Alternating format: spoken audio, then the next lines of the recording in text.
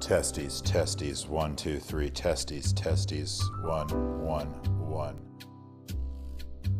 Hi all, welcome to a special edition of The Hot Seat. Got a very special guest here for our 10-year anniversary of Revenue River, Eric Pratt. Good to have you on board. Thanks for having me, Tom. Yeah, thank you. I'm Tom Burgess, if that wasn't mentioned before. Are you the host today? I am the host. I am the host today. Before we get into a quick interview, Hot Seat with you, just wanted to talk about our sponsor really quick today. We were sponsored by the Best Companies to Work For in Colorado 2018. Weirdly enough, Revenue River is a winner of that, but thank you to them. Thank you. So, Eric, how long have you worked at Revenue River? Maybe a better question is, when did Revenue River come to fruition? Since I think I know that answer. I think that's the same answer. Sure. Officially January 1st, 2009. Great. So we are at the 10-year anniversary. I mean, by the time this airs, I imagine maybe roughly 4 Sure. So that's a pretty big deal. Yeah, it is. Yeah. 10 years. So thinking back to 10 years ago. Have you ever done anything for 10 years straight? I've lived for 10 years. That's about it. Thinking back 10 years ago, did you kind of have this vision? Did you think we would be where we're at? What was your mindset when you started Revenue River in that conference room? What was the first thing that came to mind? I did not have this vision. I did not have this vision at all. Sure. First thing that came to mind, that's not really how it works. Well, how did Revenue River start? What was Revenue River? Revenue River is founded as an outsourced sales company. So my partner and I, Darren, originally had the idea that every company needs sales, that sales, one of Darren's famous quotes is, "A line goes up because the sale is made." Actually might not be his quote, but a line goes up because the sale is made was the concept, and that every company needed more sales, and that if we could go in to help companies do better at sales, we could make money doing it, right? So Sure. we're founded as kind of an outsourced sales company. I think you could have shortened that answer, but that's okay. Now you're getting it. Thinking about where we've gone in 10 years, we talk a lot about. There's no clock on this one, bro. We'll Sure. talk for 25 minutes. Let's talk a little bit about who's gotten you here. So let's talk about mentors. Who's your mentor? Or Who mentors? is my mentor? I've got a few mentors in my life. One of them is certainly Steve Woolley, who was in today. Steve Woolley has been a consultant friend of mine since the very, very beginning. My life changed probably January 2010, the first time we did 7 Habits. And Woolley was facilitator of that. He's been working with Revenue River ever since. So it's like my 9-year anniversary of working with the good Dr. Steve Woolley. Sure. Darren's certainly a mentor of mine. Tom Rogers has been a mentor of mine. Tom Burgess. Certainly my father, family members and stuff like that. Tom, you haven't really been a mentor as mine, is sort of like this little tiny fledgling that I've kind of... All right, moving along to the next question. So going from a mentor state, we've got a lot of people at this agency now. You've asked a lot of people on the hot seat, who is your best friend at this agency? Who's my best friend at the agency? That's a tough question. So many good friends, but it's easy to be on your side and just... Sure.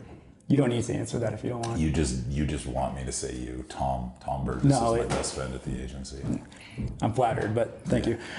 We do a lot together, man. We have a lot of fun together. We have a lot of fun. We'll get into a really that. Special friendship, I feel like. I agree wholeheartedly. Good. And I appreciate our friendship. And I would, as you remember from my hot seat, you were part of my mentorship. Yeah. Right? I learned a lot from you. For sure. I'll tell you that there was a time when you were much lower on my friend list, but I think our mutual passion for fishing, your enthusiasm and passion for fishing has really driven and energized my passion for fishing. And in the course of all those conversations, that mutual interest, the hobby, something to talk about, in addition to all the stuff we can talk about at work, in addition to all our sports talks and all that stuff, like you and I just got a lot of stuff in common. Likewise. Yeah. I agree. So let's talk about a little bit about the personal life, and then we'll come back to some serious stuff here. Sure. Personal life's not serious? Well, it is. But we're going to lighten it up a little bit. What's your, are you married? Are you single? What's your status? I am married. Yeah? Mm-hmm. I've been married for a long time. Okay. What's her name? Her name is Erica. Great. Do you have any kids? We do. We have 2 kids. What are their names? Their names are Mason and Isaac. Who's your favorite? My favorite, I think I already said on camera. I think that's been documented. Sure, yeah, we'll get into that. We love Erica here. She's great. The kids, Eric's family is our family. We enjoy having them. They hang out a lot here, right? Yeah, they do. Talk about the growth. Do you know, in that 10-year span, and we were looking at the 10th year right now, how many people we've brought on in the past year. How does that square up and match up against the past 2 years? Why is this growth happening? Yeah, so like in total, we really, I think, spun our wheels in the early years. We turned people. We didn't have a lot of people. We didn't have a really great business model to really grow and scale. And with that, obviously, hiring is a little bit of a struggle. So it took us a while to sort of figure out who we were and what we wanted to do. In fact, in 2012, when we became really became a digital agency, decided to switch gears and go a different direction because of what we saw and were feeling in the marketplace.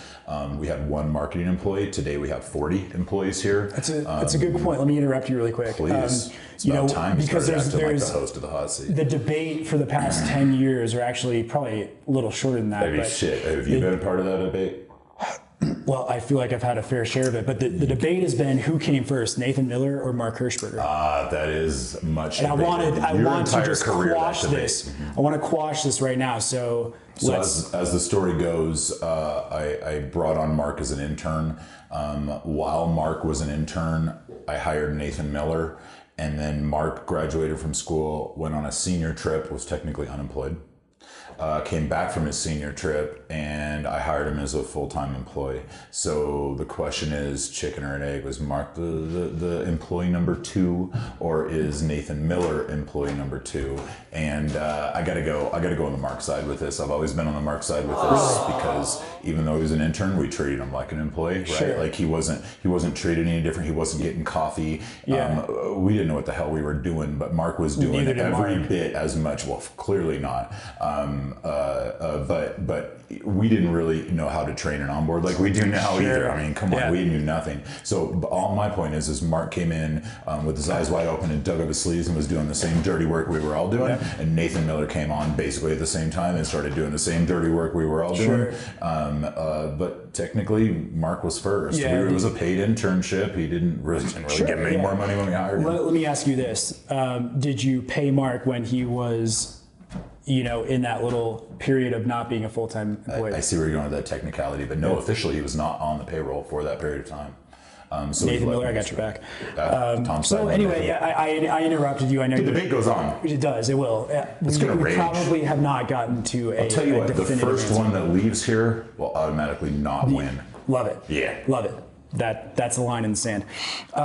So let's once again get back to Revenue River and your vision, because we love working here. We see the vision. What's in your mind, as the 10 years have progressed, and especially in the past year, what's changed in terms of where you want this company to be? And I can prelude that with, in 2028, or 2029, where do you see Revenue River being? First of all, I refuse to think that far ahead. Okay. 2023. I will tell you that we had no idea who we were going to be when we started out, and at a variety of points we really didn't know. I'll tell you the vision we had when we first entered the ecosystem. There were a lot of we became a HubSpot partner and became a part of a community we didn't really know what it held. And I remember joining and I didn't know anything. My friend Al onboarded us into the software and was very, very good about teaching us all these elements. I'm learning all this stuff, and at the same time, I'm looking up to all of who I thought were like the gold standard out there. I remember looking at companies like Element 3 and Kuno Creative and PR 2020 and Impact and Square 2, agencies like that. At that point, 2012, I was looking up at them like, oh my gosh, this is who I want to be. Like, that was the vision. And at those times, those agencies, obviously they've matured greatly since then. I'm friends with a lot of them now. I feel like we're in that peer group, right? Like, I feel like in a lot of regards, we've sort of achieved that, and maybe arguably more at the time. But at the time, all those agencies, they're like scrappy groups of 15 to 25 people, and they're doing all this cool stuff. They got these awesome websites and awesome portfolio. It just looked like they were having fun. And it's like, holy shit, that seems like like a work environment I can get down with, right? Like, so how do we get there? How do we get there? We got to go learn all this stuff, and let's go. And so I was a sales guy with a sales background and then coincidentally a marketing degree, and I hired a bunch of, I think, really talented young people, and we just were probably too stupid to know what our odds were, or I don't know. Like, we just went for it. We just always just went for it full speed. And since then, we've grown now 40 people, hired 15 people this year. Last year we grew by 61%. This year we're gonna grow by 50-something% again. We're just growing so fast. It's hard. I feel like I've said this before, but I feel like I'm riding bareback on a horse at night, and I'm just holding on for dear life, and I just don't want to fall off. And it's crazy, right? Like it just all seems like a whirlwind. I can't even think back 5 years, like much less 10 years. That's okay. But it's a lot of fun right now. I know that, right? Yeah. It's a lot of fun. So where we are in 1 year, 3 years, 5 years, 10 years, like where do we want to be? Like right now, I think one of the things that's always helped us be where we are is we've really followed where the market's going and what our clients need, right? Like what's the problem to be solved? And so as we continue to chase that and technology evolves and all this stuff keeps happening, is like, I'm just riding the roller coaster and let's just try to steer it where stuff's going, right? Sure. Yeah, so in a nutshell, we don't know, but we're excited. Yeah, it's a lot of fun. Cool. We don't know what we're doing or what's next. Right. You mentioned there's a lot of companies, a lot of agencies. You saw their culture, their balance. And you're like, I want to be that company. I can do that at work. Which leads me to a question of what's your favorite thing to do at the office? My favorite thing to do at the office has evolved, but mostly I think it's remained the same in that I just like hanging out, right? Like I like the little moments in time that we get to hang out, have a drink after work, play a game of ping pong, chat in somebody's office, right? Like laugh about something or fighting over fantasy football and stuff like that, you know, talking about our next fishing trip or our last fishing trip. I'd say one of my favorite moments is when like somebody does something really viral on Slack. You know, you guys got the meme game going strong, and when something really catches fire, and I like just sort of hear pockets of laughter all over the office, and like everybody's just having fun with each other. Like we have a ton of fun, like little one-off things just all the time. Like it just, to me, sometimes those tiny little moments like that, I just sit there and smile and go, I'm really glad that everybody likes each other. I think we'd all agree, and I'd say that, you know, if I can answer the question myself too. Please. What was the question again? Favorite thing to do at the office. Favorite thing to do at the office. Tom, what's your favorite thing? Yeah, mine was actually when I think it was Adrian shot Mark in the ass with a BB gun, and it got lodged up there. That was a good You didn't know about that first. No, you guys hit it from for quite some time. Because there was a legal liability aspect. Ramifications. It all worked out. Mark's butt's doing fine. One of my favorites was when I hit Adrian in the face. We were just talking about this. We were at Old Chicago's. We got a massive blizzard about this time of year, and we all drove to lunch. This was at our old office off of Dry Creek. We're in this 24 inches in 3 hours. It was insane. We're pushing snow with our bumpers. We go to Old Chicago for lunch and some drinks and stuff, and we're on our way in, and the snow was really heavy and wet, and I made this huge snowball, and I threw it a long ways and hit Adrian really square in the face. I felt so bad. It was good. Must have hurt. It was. Getting hit with a rock. So let's. So funny. It was funny. It's funny. Let's. I know this is a special edition, so we're gonna go a little bit longer, but I want to get into. I'm gonna ask you one more question in regards to your professional life, and then we'll do some fun stuff. Whenever you're ready. Favorite inbound moment? You've been to quite a few inbounds. We, as a company, you inviting a select few of us there, we all have our favorite inbounds, mostly from like a let's learn standpoint. We come back reinvigorated, but there's a lot of fun that happens too. So two-part question. Sure. Favorite moment at inbound? Favorite moment at inbound at the actual conference, I would say when we won the Inbound Growth Award, they made a pretty big deal out of it at Inbound that year at the Partner Day thing, and announcing that all on stage. And I was sitting at a big table with a bunch of people and stuff like that. And I was really, really proud of you guys when that happened. That was one of my favorite moments. It was a big award. Yeah, it was a rad campaign. You were like one of the people responsible and accountable for that sort of results and awards. It was a big deal. Yeah, it was a big deal for the agency. I underestimated that stuff. Like very early on, I had no, what the hell is going on up there? I had no idea like I didn't value awards, right? Like I thought it was pretentious and it was, you know what I mean, like people self-serving. Yeah. Well, the community knows. I think it's awesome how much the team gets excited and energized by that. Like it's validation that your guys' hard work is legitimate, right? Like winning an award like that sort of legitimized us. We'd won a couple of awards before, and those were equally legitimizing or whatever, and cool. But that one just felt cool. It was cool. I'd agree with you wholeheartedly. So let's talk about fishing. You and I love fly fishing. We've gone on a lot of fly fishing adventures as a couple of people. Thinking about your favorite snapshot in your memory, like what's the coolest fish you've caught? I know you've got one in your office. One of my all-time favorite. Yeah, I've got a lot of cool fish. Sure. But one of my favorite fishing moments was catching that big ass hog at Boxwood right after Mark. Yes, I was going to say the same thing. Let's shit on Mark. It was an aggressive clap. Well, I wasn't really trying to shit on Mark as much as build myself up. We can. It was one of those things where Mark had failed, and then I succeeded at something that he had failed at. So it was really more my success that I'm focused on. Right. Like his failure, I mean, it sucks for him, and I feel bad for him and everything. But it was my success that I was really trying to focus on. Sure, yeah. And just to give you a 10-second background, we were fishing at Boxwood. Mark had a massive rainbow trout on, broke him off. Eric's like, right before lunch. Yeah, right before lunch. So we go to lunch. Mark's like, I lost a big fish. Eric's like, I'm going to catch that fish. Right after lunch, Eric catches a rainbow trout, and in its mouth is Mark's all of his setup. So, that 3 was flies really, worth of gear wrapped around its face. So Eric literally caught the fish that Mark did not catch. So sorry, put Mark. that picture in there. I'll give that to you. It's a good time to put that thing up with a look on my face, because that's a look on my face like, thanks, Mark. Just cut it in right there. That was fun. Yeah, but we've had a lot of good experience. Now to kind of wrap this up, thinking about your experience with the outdoors. You love hunting. You love being outside with your family. You love fishing. Let's transition into a quote. I do love the outdoors. Yeah, and we know. Let's transition into a quote that can you connect your experience and the hardship or the toughness that it takes to hunt or to fish, and how that fits into our work, how that fits into digital marketing.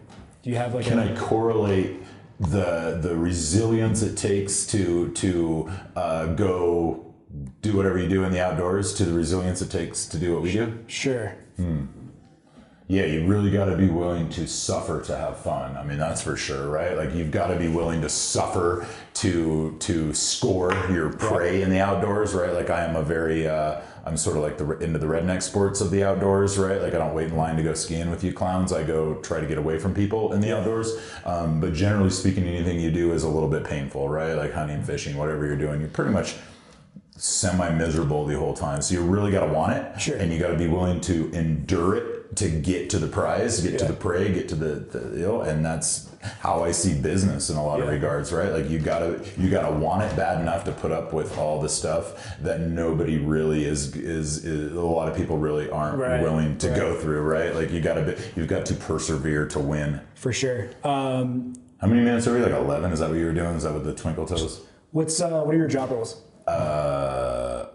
Job roles? What are job roles? Oh, you don't need to answer that. I own this place. I don't need job roles. We'll wrap up. Do you like working here? Do you like your job? I do like my job, yes. I love what I do. Yeah. Do you my boss is rad. Yeah. Do you like the people you work with? I love the people I work with. They're like my family. If I gave you the opportunity. I literally love you guys. Oh, cool. Me too. Like all of you. I love you too. Not just you, just because you're my favorite. Sure, yeah. Right? I mean, like it's a global statement. Yeah, I get it. If you had the opportunity to come back on the hot seat, would you do it? Not as the host. Yeah. I mean, I would probably request another interviewer. You did a good. Nothing personal. I know I did a good job, but you were kind of shaky at a couple points there. You let me ramble on. You didn't cut me off. You really were pretty nice to me. It was like you were trying to build me up to set me up for success instead of busting me. I think that busting my chops. I think that maybe just talks to how I am as a friend. I think you're a kinder, nicer person than me. I try. That's probably why you're not that great of a host for the hot seat. Yeah, man. Of course I'd come back. And of course I'd want you to host it. Are you kidding me? I love you, buddy. Eric, thank you for being on the hot seat. Thank you. This is a happy 10-year anniversary to Revenue River. We're 10 years. Holy excited crap. for the future. Thank you to all that's listening and watching, and have a good new year. Here's to the next 10. Yeah. Have a good 2019, everyone. Cheers. Happy New Year. Feliz Navidad.